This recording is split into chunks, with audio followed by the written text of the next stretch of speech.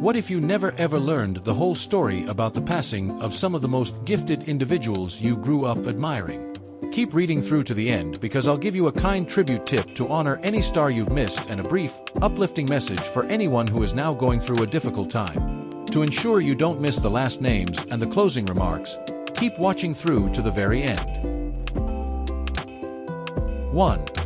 Writer, TV personality, and devoted mother Peaches Geldof. Despite coming from a well-known family, she made an effort to forge her own way. As a teenager, she wrote, hosted, and attended Fashion Week in the front row. Later, she dedicated her attention to raising her 2 young boys. There was suffering behind the pictures that never went away. Peaches battled the same battle that led to her mother's death from drugs. She appeared to have won for a while. Then, at age 25, she died of a recurrence. The picture that many people remember is straightforward and relatable. The everyday happiness of a young mother with her kids. Peaches desired to end the pattern. Addiction is a disease, not a sign of weakness. Her narrative exhorts people to be kind to those who try, fail, and try again. 2. The silently powerful actress Dominique Dunne. She reminded us of Dana from Poltergeist, in that she was genuine, strong, and kind. Outside of the set, she was attempting to end a toxic relationship and create a life on her own terms. A violent incident terminated a life that had just begun after her ex showed up at her house and they got into an argument outside. She was just 22. In comparison to the loss, the court outcome seemed insignificant, and it motivated her family to take action. They advocated for victims. They repeatedly spoke the truth. These days, Dominique's name represents more than just a role. It represents everyone who says, no more, and who is entitled to the entire weight of the law on their side. 3. Christina Grimmie, sunlight-like voice. She remained the same from bedroom covers to The Voice, honest, appreciative, and faith-filled. She was herself, therefore she made time for her followers after shows. She was shot by a stranger at a signing in Orlando. The moment was already lost when her brother attempted to stop the assailant. On stage, friends from many styles of music sobbed. In her honor, her family established a charity to aid others. Christina's life serves as a reminder to cherish the good people in our lives. Post a comment, send a message, purchase a ticket, and embrace someone. Being kind is not a tiny thing. That's the main idea.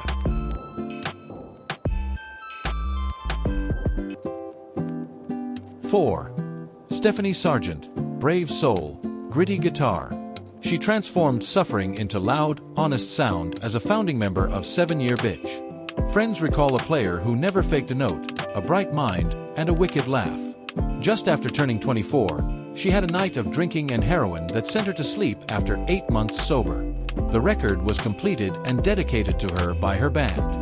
The subsequent record turned into a cry of love and rage that the scene is now experiencing. Stephanie has a messy story. It's a human. Reducing harm saves lives. Support functions. A person's future shouldn't be ended by a single relapse, yet for far too many, it is. 5. Grunge's glitter poet, Andrew Wood. He donned satin and sang of wonder and love as the city leaned dark. He was the spark before the fire as Mother Love Bone's frontman. He was hospitalized after a heroin overdose a few days prior to his band's debut. At 24, he passed away 3 days later. To honor him, friends founded Temple of the Dog, and a new chapter in rock history was born out of that sorrow circle. You can still picture Andrew in the studio, laughing and daydreaming about the tour, the next song, and the next kiss as those early 90s voices soar. The point was his joy.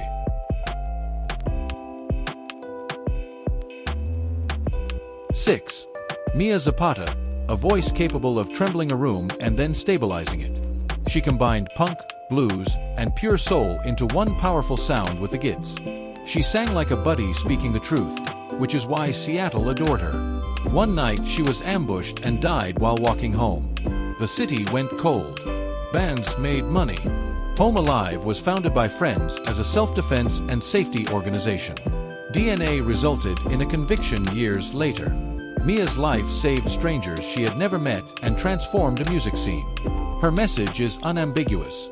Look out for one another at the bus stop, on the way home, and outside the event. In addition to being loud, love may be incredibly pragmatic. 7. Teen idol Jonathan Brandis, who has shy smiles and profound eyes. He was featured in the films It, The Never-Ending Story 2, and Sequest DSV. For a while, he was everywhere, but then the calls slowed and the roles became smaller. According to friends, he used humor to cover up his grief. At the age of 27, he committed suicide in 2003. Saying something is not a simple task. It's normal to feel heavy when you hear it. Tell someone you trust today if you or someone you care about is in that dark place. Send a friend a text. Speak with your relatives.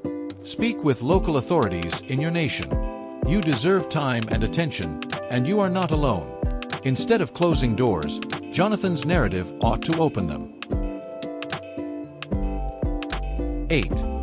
The silent powerhouse in the storm is Kristen Pfaff. She was a self-taught bassist with classical training who contributed a powerful melodic core to Hole's Live Through This. She was packing her U-Haul and making plans to return to Minneapolis. At the age of 27, she had a night of using opiates. Her tone, humor, and blend of minds are still discussed by friends. You will immediately hear it if you put on that record, a musician who paid attention, who lifted the tune, who claimed her own place while making room for others. Her tale should encourage us to follow up with those who assure us that everything is well. Ask again. Give someone a ride. Present a couch. A chain can be broken with basic assistance. 9. The author who wouldn't whisper, Elizabeth Wurtzel.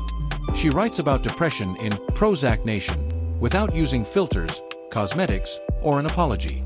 Many readers felt seen for the first time as she dragged a difficult conversation into the light. Later, she continued to write while studying law. She developed cancer, and the warning she could have had about her genetic risk was postponed due to a family secret. At 52, she passed away. Elizabeth's talent was honesty rather than perfection. In the same phrase, she allowed room for both wild hope and ugly sentiments. To be worthy, you don't need to be all right. In a single breath, you can be both magnificent and damaged. 10. TV's younger sister, Anissa Jones, seemed to be everyone's child. She provided a calm core to 60s TV as Buffy in Family Affair. Fame came quickly and then vanished. After years of searching for a regular life, she died of an overdose at the age of 18, shocking even the coroner. Her tale is timeless. Being a kid celebrity draws attention while stealing foundational support.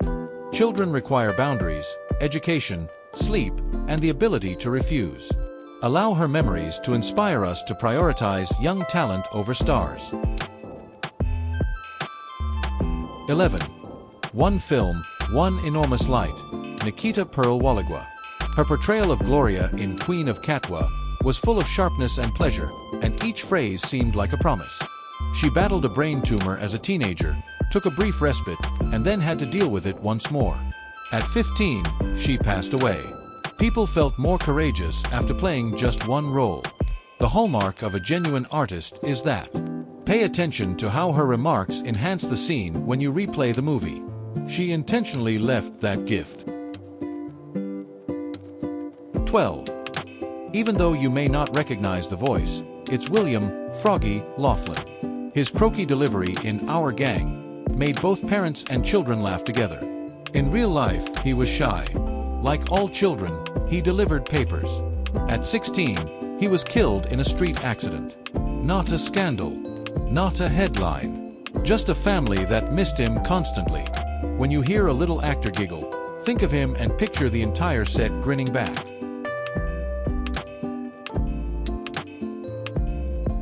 13. Tara Korea McMullen. Honest in every scenario, natural on camera. On Judging Amy, she brought realism to a challenging role as a girl drawn into gang life. She wasn't in a gang in real life. She was on her way home as a teenager. At 16, she was shot and killed outside her apartment. Those who worked with her are still grieving over the death. Let her narrative serve as a reminder of the obvious. Children should live in safe homes and on safe streets. Art can depict a harsh reality, but it shouldn't be the cause of a young actor's death. 14. Heather O'Rourke, the young girl who made an entire generation shudder by whispering, "They're here."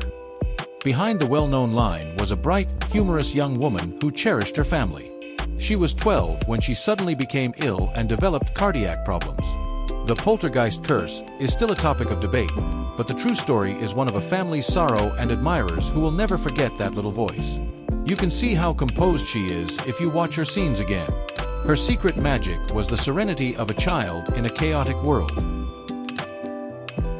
Some sparks deserve 2 passes, so let's give Andrew Andy Wood another chance. Friends claimed that simply by entering the room, he lightened the mood. You might owe him a thank you didn't realize you gave if a 90s song ever helped you get through a difficult day.